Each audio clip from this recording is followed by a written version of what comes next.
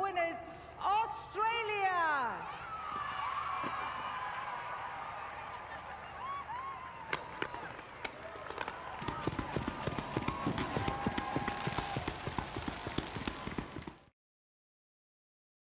Congratulations. I'm not going to keep you any longer. There's a very eager team waiting for you right there on the platform. Congratulations to our World Cup winning captain, Meg Lanning.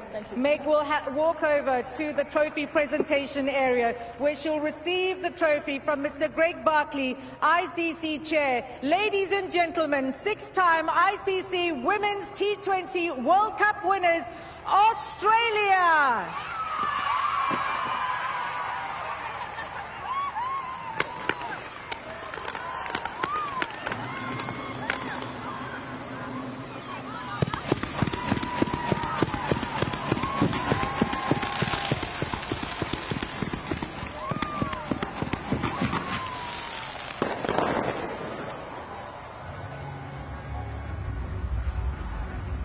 Well, for a team that celebrated so much, I would have thought they would have been slightly better with the popping of the champagne.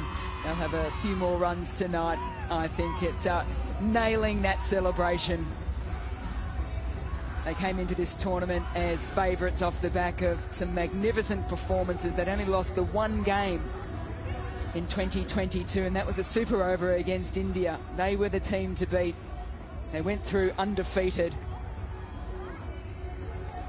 And then they came up against the host nation's Ebony Rainford-Brent, which I think had a lot of people thinking maybe this is the opportunity for another nation to raise the trophy. Yeah, and it would have been special. Australia have been setting the standards and driving the game for a long time, but really impressive to see South Africa fight. They had to fight from the early stages where they lost that first match against Sri Lanka, but they bounced back and did their home nation proud. And although they have been able to finally get over the line today, what they have done is push the champions and shown there's another team pushing the standards of the game. So really exciting to see. But Australia are tough, and they are very impressive, and they are about to enjoy the celebrations. Just a reminder, Meg Lanning, time out of the game after winning the gold medal in the Commonwealth Games. The 50 over World Cup last year, wasn't too sure about just where she sat and things and wanted a bit of time away from the game. She had a break. Elisa Healy came in and captained for a little bit. Talia McGrath, captain with Healy, had an injury. There are leaders galore within this group. And the word accountability comes to mind when I look at this group. And so much of that is driven by the support staff as they come in and join this side as well. Wonderful to hear Meg Lanning appreciate all the hard work that they do as well. So much time away from home. So much of this work is done so far away from the cameras and all the fans. A lot of world-class players there. And no doubt there'll be lots of young boys and girls around the world who are continuing to watch some of the best in the world really set those standards.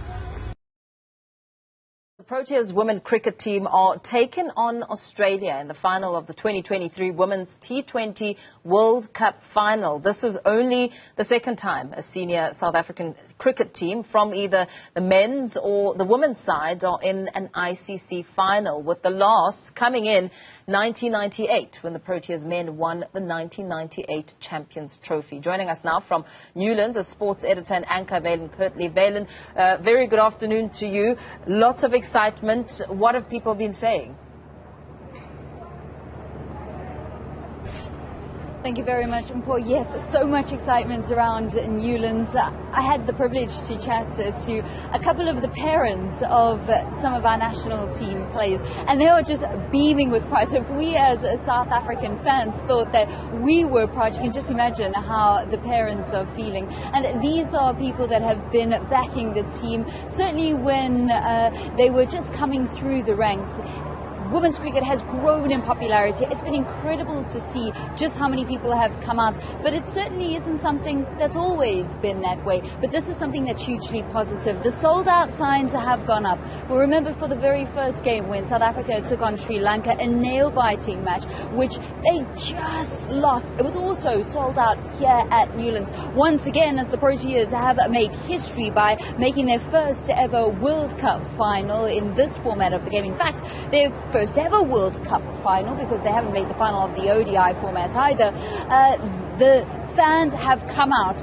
You won't believe it. But there have been one or two Australian fans, and those Australian fans say that they're pretty confident that Australia will be able to retain the trophy once again. Of course, they will be going for a 6th World Crown, their 3rd consecutive. So certainly Australia are the favourites. In fact, there's only been 2 other nations in the history of this competition that have actually dethroned Australia. So South Africa not only making history here, being first-time finalists themselves, but they're also going up against the out-and-out favourites. Australia have won the bet.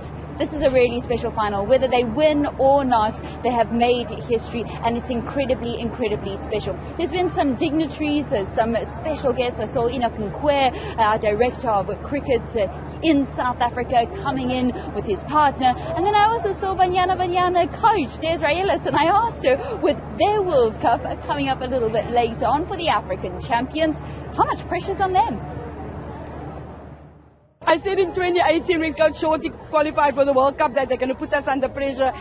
You have no idea the immense pressure we will be under, but I'm really, really excited for the Momentum Proteas. I was flying to Cape Town when they were busy playing the semi-final, and I was asking the hostess to go ask the pilot, what the final outcome was, and unfortunately they did each other. And more so this year, women are at the forefront. You just had the Under-19 World Cup. Now you have the final of the T20. Soon you'll have the Netball World Cup and then the Football World Cup.